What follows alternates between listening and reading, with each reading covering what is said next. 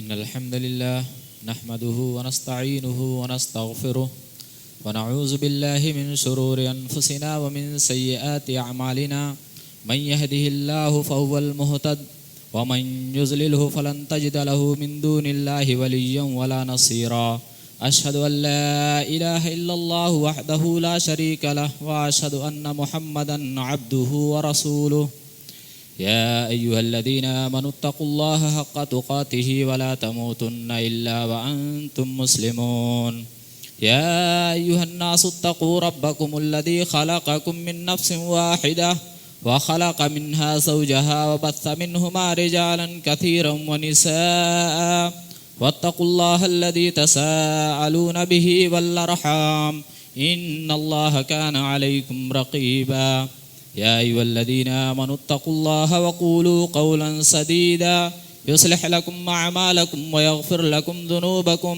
ومن يطع الله ورسوله فقد فاز فوزا عظيما أما بعد فإن خير الحديث كتاب الله وخير الهدى هدى محمد صلى الله عليه وسلم وشر الأمور محدثاتها وكل محدثة بدعة وكل بدعة ضلالة وكل ضلالة في النار فأعوذ بالله السميع العليم من الشيطان الرجيم من همزه ونفخه ونفسه بسم الله الرحمن الرحيم إن عدة الشهور عند الله 12 شهرا في كتاب الله يوم خلق السماوات والأرض منها 4 حرم ذلك الدين القيم فلا تظلموا فيهن أنفسكم.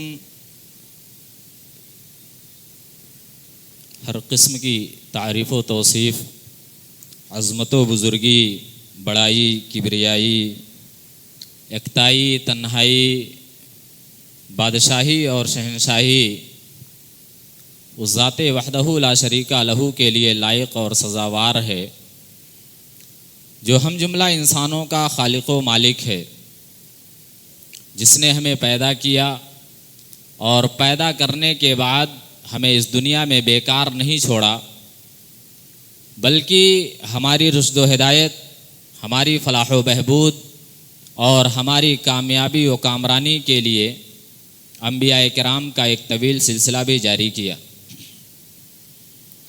بعدہ درود و سلام نازل ہو اللہ رب العالمین کے تمام انبیاء، خصوصاً جناب محمد رسول اللہ صلی اللہ تعالی علیہ وآلہ وسلم پر، جنہیں رب کائنات نے رحمت کائنات بنا کر اس دنیا میں مبعوث فرمایا۔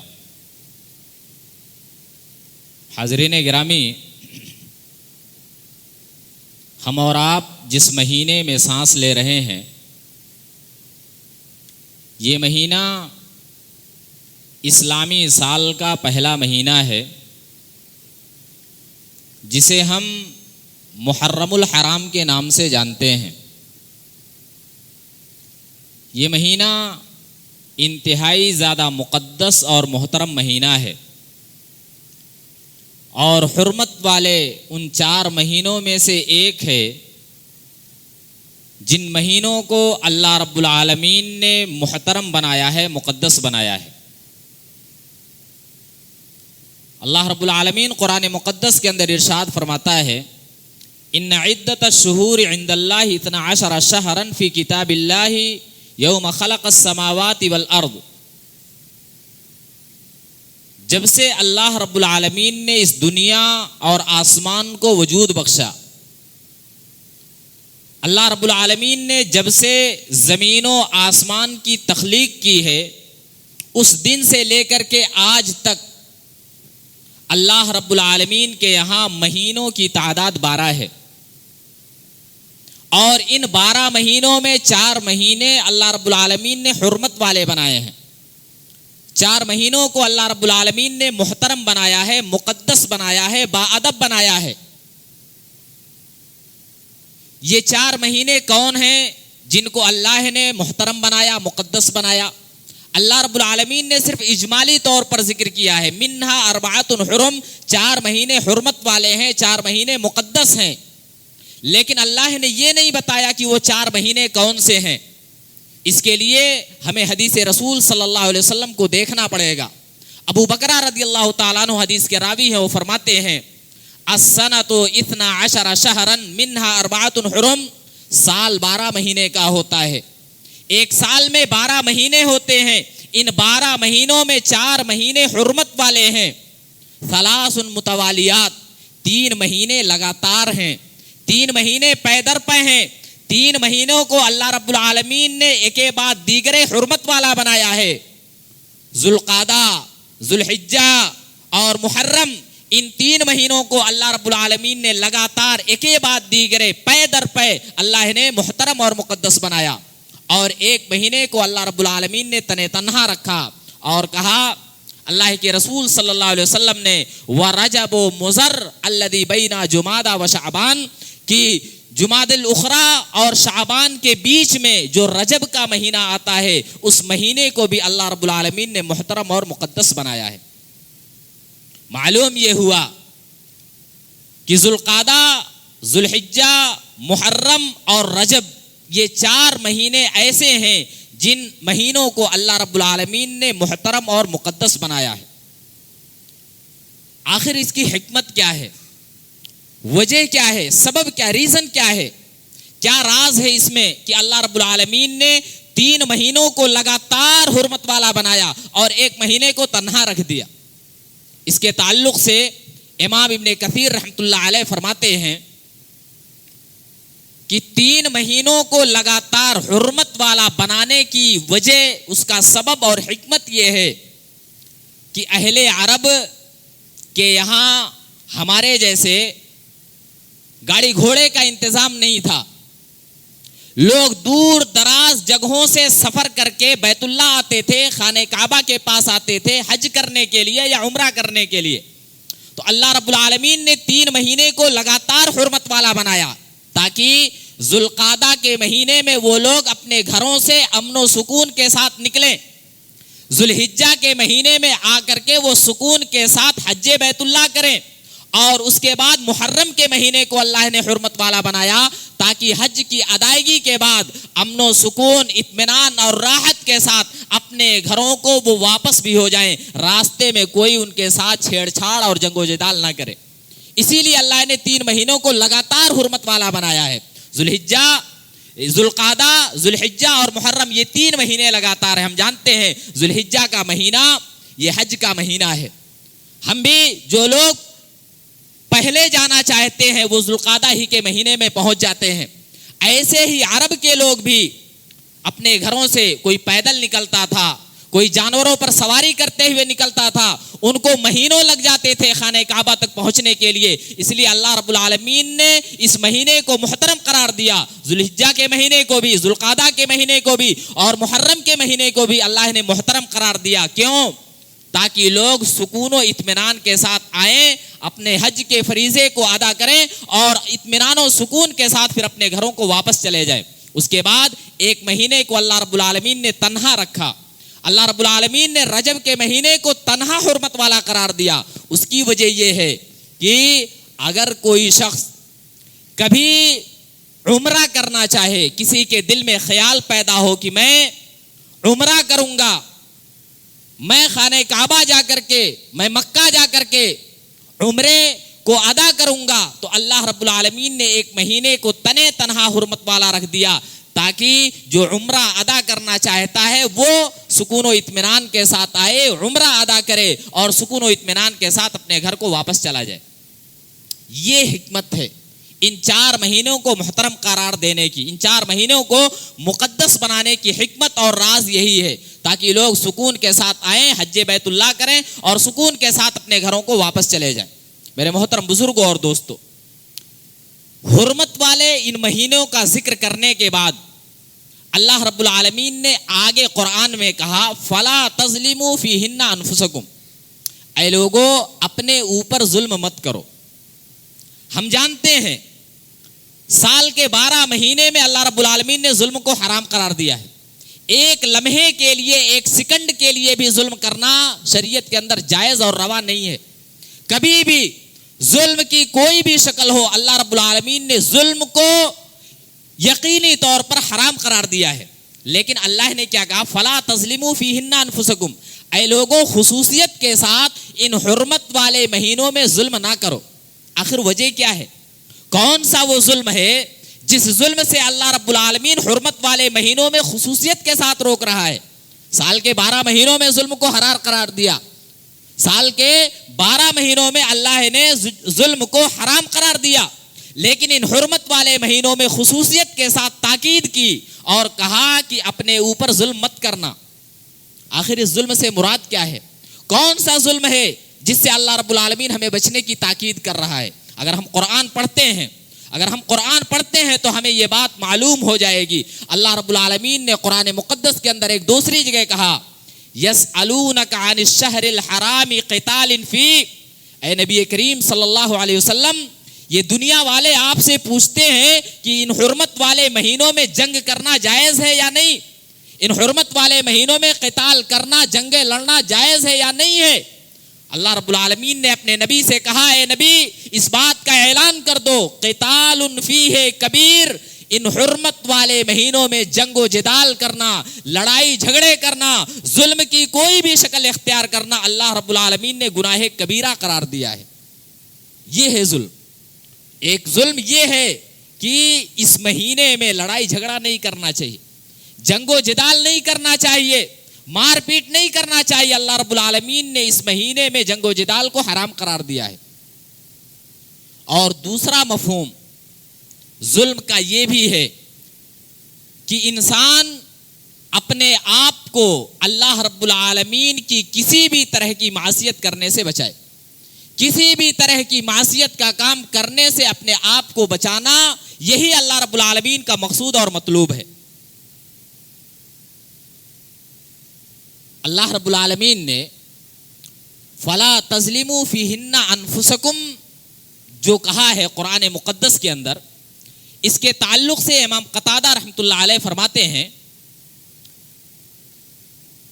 کہ ظلم کو اللہ رب العالمین نے اس مہینے میں، حرمت والے مہینوں میں اللہ نے ظلم کے گناہ کو عظیم اور بڑا اس لیے کر دیا ہے کیونکہ یہ اللہ کی شان ہے۔ اللہ رب العالمین عظیم ہے، اللہ کی ذات اعلیٰ اور عرفہ ہے، اللہ رب العالمین عظمت والا ہے۔ اللہ جس کو چاہے بڑا کرے، جس کو چاہے چھوٹا کر دے، جس کو چاہے عظمت دے دے، جس کو چاہے عظمت نہ دے، جس کو چاہے اعلیٰ بنا دے، جس کو چاہے ادنا بنا دے، جس کو چاہے بڑا بنائے، جس کو چاہے چھوٹا بنائے۔ یہ اللہ رب العالمین کی شان ہے، یہ اللہ رب العالمین کا امتیاز ہے، یہ اللہ رب العالمین کی عظمت ہے۔ اگر اللہ رب العالمین نے اس مہینے میں ظلم کے گناہ کو بڑا کر دیا ہے تو ہمیں اس بات کا خیال کرنا چاہیے کہ ہم اپنے دامن کو گناہوں سے ہمیشہ بچائیں، کیونکہ سال کے 12 مہینے میں ہم کو گناہ کرنے سے منع کیا گیا ہے۔ اب اگر ہم ان مہینوں میں گناہ کا ارتکاب کرتے ہیں تو ہمارا وہ گناہ اللہ رب العالمین کی نگاہ میں بہت عظیم سمجھا جائے گا۔ جیسے اللہ رب العالمین نے پیامبری کے لیے فرشتوں میں سے جبریل امین کو پسند کیا ہے، اپنے کلام میں سے اللہ رب العالمین نے قرآن کو پسند کیا ہے، قرآن کو اللہ رب العالمین نے چن لیا ہے۔ اس روئے زمین پر جتنی جگہیں پائی جاتی ہیں ان تمام جگہوں میں اللہ رب العالمین نے سب سے بہتر جگہ مساجد کو قرار دیا ہے۔ دنوں میں سے اللہ رب العالمین نے جمعہ کے دن کو عظمت عطا کی ہے، راتوں میں سے اللہ رب العالمین نے لیلۃ القدر کو عظیم بنایا ہے۔ ایسے ہی مہینوں میں سے اللہ رب العالمین نے رمضان کے مہینے کو اور حرمت والے مہینے کو عظیم قرار دیا ہے۔ لہٰذا اے دنیا والوں، اللہ رب العالمین نے جس چیز کو عظیم بنایا ہے تم اس کی عظمت کا خیال کرو، اللہ رب العالمین نے جس کو بڑا بنایا ہے تم بھی اس کو بڑا سمجھو، اللہ رب العالمین نے جس کو اعلیٰ اور عرفہ بنایا ہے تم بھی اس کو اعلیٰ اور عرفہ سمجھو، اور ان مہینوں میں اللہ رب العالمین کی معصیت اور نافرمانی سے اپنے آپ کو دور رکھو اور بچاؤ۔ کیوں؟ گناہوں کے نقصانات بڑے عظیم ہیں، گناہوں کا نقصان بہت زیادہ ہے، ہم محسوس نہیں کرتے، ہمیں یہ بات سمجھ میں نہیں آتی، لیکن گناہوں کا نقصان بہت زیادہ ہوتا ہے۔ گناہوں کے خطرناک نتائج انسان کے سامنے اس دنیا میں بھی آتے ہیں اور آخرت میں بھی آئیں گے۔ میں آپ کو بتاؤں، اللہ رب العالمین نے قرآن مقدس میں فرمایا وَمَنْ أَعْرَضَ عَنْ ذِكْرِي فَإِنَّ لَهُ مَعِيشَةً ضَنْكًا وَنَحْشُرُهُ يَوْمَ الْقِيَامَةِ أَعْمَى، جو لوگ میرے ذکر سے اعراض کرتے ہیں میں ان کی زندگی کو بدحال بنا دوں گا، ان کی زندگیوں کو میں تنگ کر دوں گا, ان کی خوشحالیوں کو, ان کے اطمینان اور سکون کو میں چھین لوں گا. کیوں؟ اللہ کا جو ذکر نہیں کرتا ہے اللہ رب العالمین اس کی زندگی کو بدحال بناتا ہے. یہ گناہوں کا رزلٹ ہے, یہ گناہ کا نتیجہ ہے. گناہ کرنے کی وجہ سے اللہ رب العالمین اپنے اس بندے کی زندگی کو دنیا میں بھی خراب کرتا ہے اور آخرت میں بھی خراب کر دے گا. آج ہم نمازیں نہیں پڑھتے, زکوٰۃ ادا نہیں کرتے, روزہ نہیں رکھتے, فلمی گانے سنتے ہیں, فلمیں دیکھتے ہیں, اللہ کا کبھی ذکر نہیں کرتے. لیکن کوئی پریشانی اور کوئی مصیبت جب ہمارے اوپر آتی ہے تو ہم کیا کہتے ہیں؟ چلو بابا کے پاس, چلو کسی بزرگ کے پاس, ہمیں دم کرانا ہے, ہمیں رقیہ کرانا ہے, ہمیں جھاڑ پھونک کرانا ہے. کیونکہ اسی وجہ سے, جادو کی وجہ سے, نظر بد کی وجہ سے, ٹونے اور ٹوٹکے کی وجہ سے میرے مسائل آج خراب ہو گئے, میرے ایام آج خراب گزر رہے ہیں. یہ کبھی نہیں کوئی سوچتا کہ میں نماز نہیں پڑھتا ہوں, شاید میرے اس عمل کی وجہ سے یہ نحوست آج میرے سامنے آئی ہے. میں اللہ کا ذکر نہیں کرتا ہوں, شاید اللہ نے اسی لیے مجھ کو آزمائش میں ڈالا. یہ کوئی نہیں سوچتا.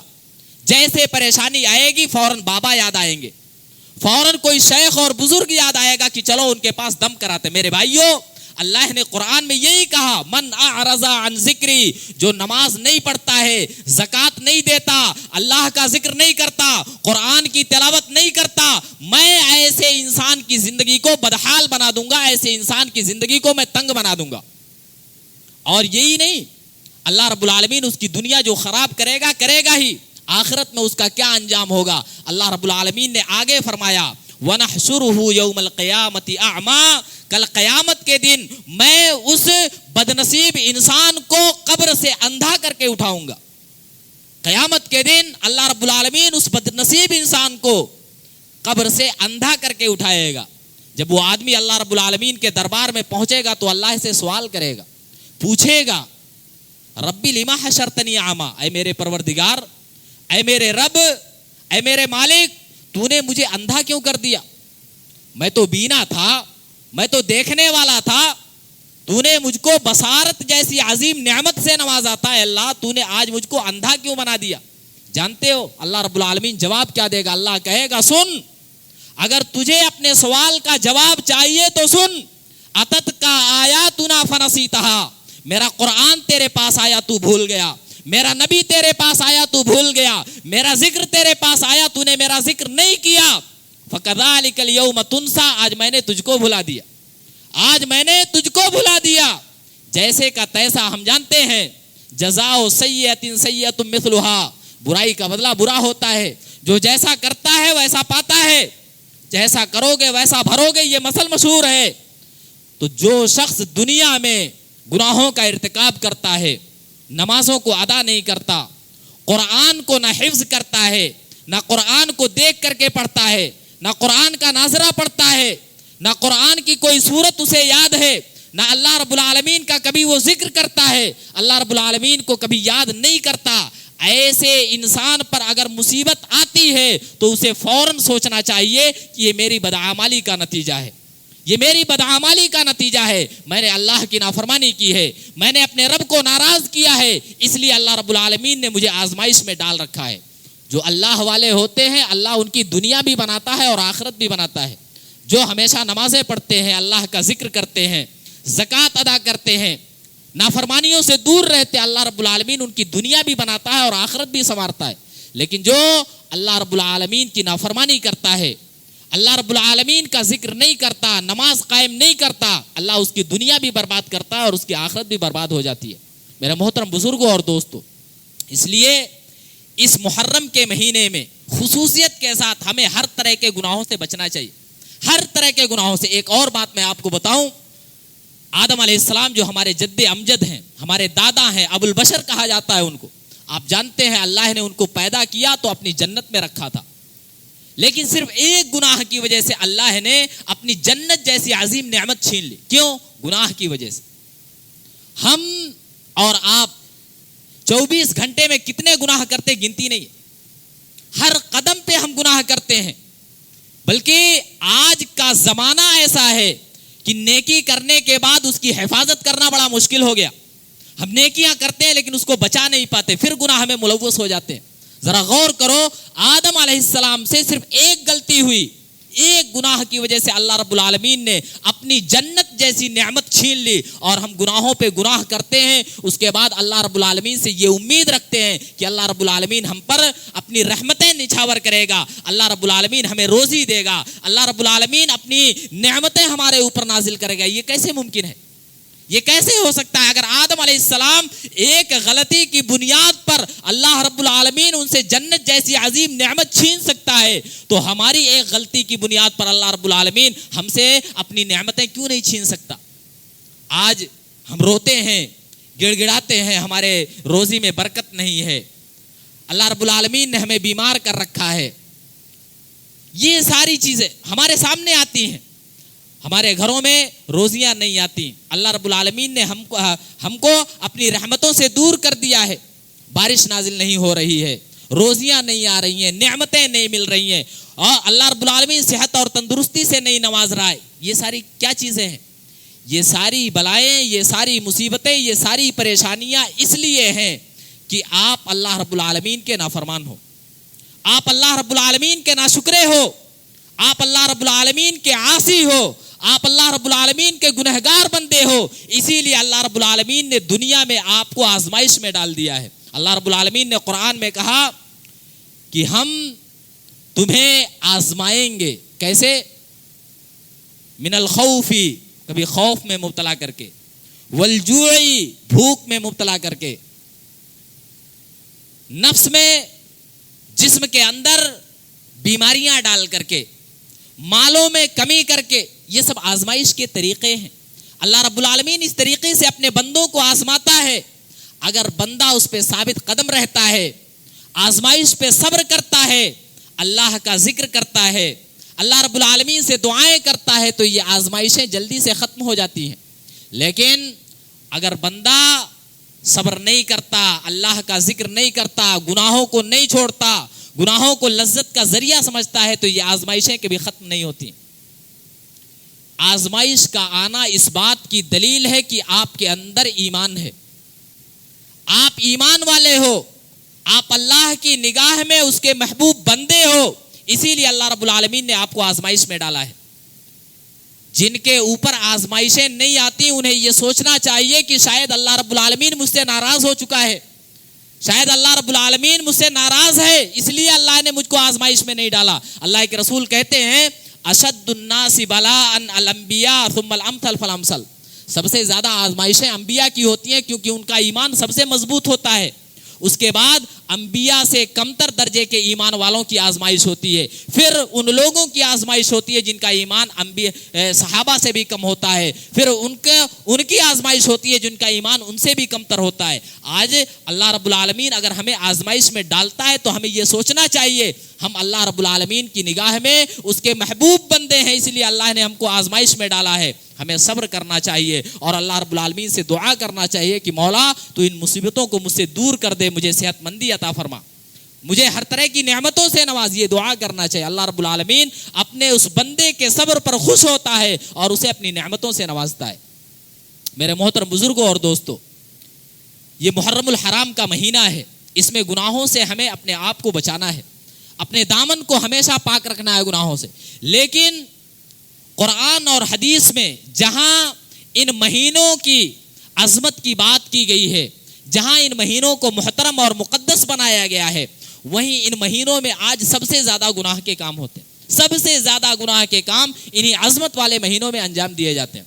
سب سے پہلی بات تو یہ ہے کہ آج محرم کے مہینے کو ہر مسلمان بدعات و خرافات سے جانتا ہے۔ کوئی یہ نہیں جانتا کہ ہمارے اسلامی سال کا پہلا مہینہ ہے، کوئی یہ نہیں جانتا کہ اللہ کے رسول اسی مہینے میں ہجرت کر کے مکہ کو چھوڑ کر کے مدینہ گئے تھے، ہم کو یہ معلوم نہیں۔ لیکن ہمیں یہ معلوم ہے کہ محرم کے مہینے میں تعزیہ بنایا جاتا ہے، محرم کے مہینے میں نوحہ کیا جاتا ہے، محرم کے مہینے میں ماتم کیا جاتا ہے، محرم کے مہینے میں اپنے گریبان کو چاک کیا جاتا ہے، محرم کے مہینے میں اپنے گالوں پر تماچے مارے جاتے ہیں۔ ہمیں یہ معلوم ہے، کیوں؟ اس لیے کہ یہی خرافات آج کل اس مہینے کے اندر ادا کی جاتی ہیں، یہی خرافاتیں آج اس مہینے میں ہو رہی ہیں۔ میرے محترم بزرگوں اور دوستوں، تعزیہ داری ہو، سینے کو چاک کرنا ہو، سینہ کوبی ہو، چہروں پہ تھپڑ مارنا ہو یا اپنے کپڑوں کو پھاڑنا ہو، یہ ساری چیزیں اللہ اور اس کے رسول نے حرام قرار دی ہیں. یہ سب جاہلیت کی چیزیں ہیں. اللہ کے رسول صلی اللہ علیہ وسلم نے کہا لیسا منا من ضرب الخدود وشق الجیوب، جو اپنے گریبان کو پھاڑتا ہے، جو اپنے چہروں پر تماچے مارتا ہے، جو اپنے آپ کو زخمی کرتا ہے، ایسا انسان سنت نبوی کے مطابق نہیں ہے، ایسا انسان شریعت محمدی کے مطابق عمل کرنے والا نہیں ہے. لیکن آج مسلمان یہی کر رہا ہے. یہ ظلم ہے. اللہ نے اس سے لوگوں کو منع کیا ہے. اگر کوئی یہ سوچتا ہے کہ سیدنا حسین رضی اللہ تعالیٰ عنہ کی شہادت ہوئی ہے تو کیا ان سے بڑی بڑی شخصیات دنیا میں نہیں آئی جنہیں شہید کیا گیا؟ عمر بن خطاب رضی اللہ تعالیٰ عنہ کو کون نہیں جانتا ہے، جن کی شہادت کی وجہ سے دین کے اندر فتنے کا ایک دروازہ کھل گیا. کون نہیں جانتا؟ ان کی کیا شہادت معمولی شہادت ہے؟ نہیں. عمر رضی اللہ تعالیٰ عنہ کی شہادت حسین رضی اللہ تعالیٰ عنہ کی شہادت سے کہیں زیادہ عظیم ہے. اور نواسۂ رسول حسین رضی اللہ تعالیٰ عنہ کے والد محترم علی رضی اللہ تعالیٰ عنہ کو بھی خارجیوں نے شہید کیا تھا. کیا علی رضی اللہ تعالیٰ عنہ کی شہادت ہماری نگاہ میں معمولی ہے؟ نہیں، ان کی بھی شہادت بہت عظیم ہے. لیکن اللہ اور اس کے رسول نے ہمیں یہ سکھایا ہے کہ کسی کی موت پر رونا نہیں چاہیے، کسی کی موت پر نوحہ اور ماتم نہیں کرنا چاہیے، بلکہ صبر کرنا چاہیے، کیونکہ اللہ رب العالمین اپنے بندوں کو موت دے کر کے بھی انسان کو آزمائش میں ڈالتا ہے. جو صبر کرتے ہیں اللہ رب العالمین ان کے درجات کو بلند کرتا ہے. لیکن جو لوگ نوحہ اور ماتم کرتے ہیں، گریہ وزاری کرتے ہیں، جاہلیت کی پکارتے ہیں، ایسے لوگوں کے تمام اعمال ضائع اور برباد ہو جاتے ہیں. میرے محترم بزرگوں اور دوستوں، اسی طریقے سے ایک ظلم کا کام اس مہینے میں یہ بھی ہوتا ہے کہ صحابہ کرام رضوان اللہ علیہم اجمعین کو لوگ گالیاں دیتے ہیں، اپنی زبانوں کو لوگ خراب کرتے ہیں. نعوذ باللہ من ذالک. صحابہ کرام اس امت کے اولیاء ہیں. صحابہ کرام اس امت کے وہ لوگ ہیں جن کے مقام اور مرتبے پر کوئی نہیں پہنچ سکتا ہے. آج لوگ ان کو گالیاں دے کر کے ان پر طعن و تشنیع کر کے اپنے اعمال کو برباد کر رہے ہیں اور لوگوں کو خبر ہی نہیں ہے. جبکہ صحابہ کرام وہ نفوس قدسیہ ہیں جن کے ایمان کی، جن کے بہتری کی، جن کے خیریت کی گواہی عرش والے نے دی ہے. اولئک هم المفلحون. اللہ نے کہا یہی لوگ کامیاب ہیں. وہ کون لوگ ہیں؟ صحابہ ہیں. اولئک هم الراشدون. اچھے لوگ یہی ہیں.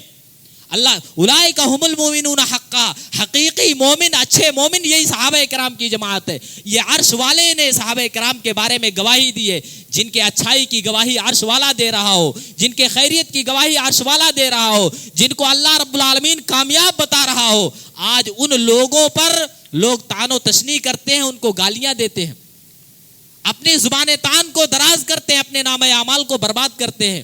حالانکہ ایسے لوگوں کو سوچنا چاہیے. اللہ کے رسول صلی اللہ علیہ وسلم نے فرمایا ہے لا تسبوا اصحابی. اے لوگو، صحابہ کرام کو گالی مت دینا، صحابہ کرام کو برا بھلا مت کہنا. کیوں؟ اس لیے کہ اگر ایک صحابی نے ذرہ برابر اتنا اللہ کی راہ میں خرچ کیا ہو اور تم احد پہاڑ کے برابر بھی خرچ کر ڈالو، پھر بھی صحابہ کے مقام و مرتبے کو نہیں پہنچ سکتے ہو. ذرا غور کرو، صحابہ کرام نے اگر اتنا مال اللہ کی راہ میں خرچ کیا ہو اور ہم احد پہاڑ کے برابر اللہ کی راہ میں سونا خرچ کر دیں، پھر بھی صحابہ کرام کا مقام و مرتبہ ہمیں نہیں مل سکتا ہے. وہ صحابہ کرام کی جماعت ہے. آج ہم ان کو گالیاں دیتے ہیں. ابن ماجہ وغیرہ کی روایت میں اللہ کے رسول صلی اللہ علیہ وسلم نے فرمایا کہ اگر کسی صحابی نے ایک لمحہ، ایک منٹ، ایک سیکنڈ بھی اللہ کے رسول صلی اللہ علیہ وسلم کی صحبت اختیار کی ہے تو اس صحابی کا مقام اتنا بڑا ہے کہ تم زندگی بھر نیکیاں کرتے رہ جاؤ، پھر بھی ایک سیکنڈ نبی کی صحبت میں رہنے والے صحابی کا مقام و مرتبہ نہیں پا سکتے ہو. یہ صحابہ کی جماعت ہے، یہ دین کے اولیاء ہیں. لوگ ان کو گالیاں دے کر کے اپنے نامہ اعمال کو برباد کرتے ہیں. لوگ اپنے نامہ اعمال کو سیاہ کر رہے ہیں، اپنی نیکیوں کو برباد کر رہے ہیں، لیکن انہیں خبر نہیں ہے. بس دنیا میں کرسی حاصل کرنے کے لیے یا جماعتوں کو الگ کرنے کے لیے، فرقہ بندی کے لیے, لوگوں کو اپنا بنانے کے لیے بس نواز رسول کا ماتم نکال لیا, نواز رسول کے نام پہ جلوس نکال لیا, ماتم کر لیا, تعزیہ بنا لیا, کچھ صحابہ کرام کو گالیاں دے لیا اور سمجھا کہ ہم سب سے اچھے. میرے محترم بزرگوں اور دوستوں, یہ اعمال اللہ کی نگاہ میں اتنے عظیم ہیں, یہ اعمال اللہ رب العالمین کی نگاہ میں اتنے برے ہیں کہ اللہ رب العالمین کل قیامت کے دن ایسے لوگوں کی تمام نیکیوں کو ایسے کوڑا اور کرکٹ بنا کر کے فضاؤں میں اڑا دے گا. ہم یہ مت سوچیں کہ یہ گناہ معمولی ہے, یہ گناہ حقیر ہے, یہ گناہ چھوٹا ہے, چلو کر لیتا ہوں, اللہ رب العالمین ناراض نہیں ہوگا, کل ہو کر کے توبہ کر لوں گا. نہیں, کل کس نے دیکھا ہے؟ ابھی موت کا فرشتہ آئے ہماری روح نکال لے, ہمیں یہ بات معلوم نہیں ہے. جب ہم اپنے ایک سانس کی بھی گارنٹی نہیں لے سکتے ہیں تو پھر کل کی امید پر آج گناہ کیوں کرتے ہیں؟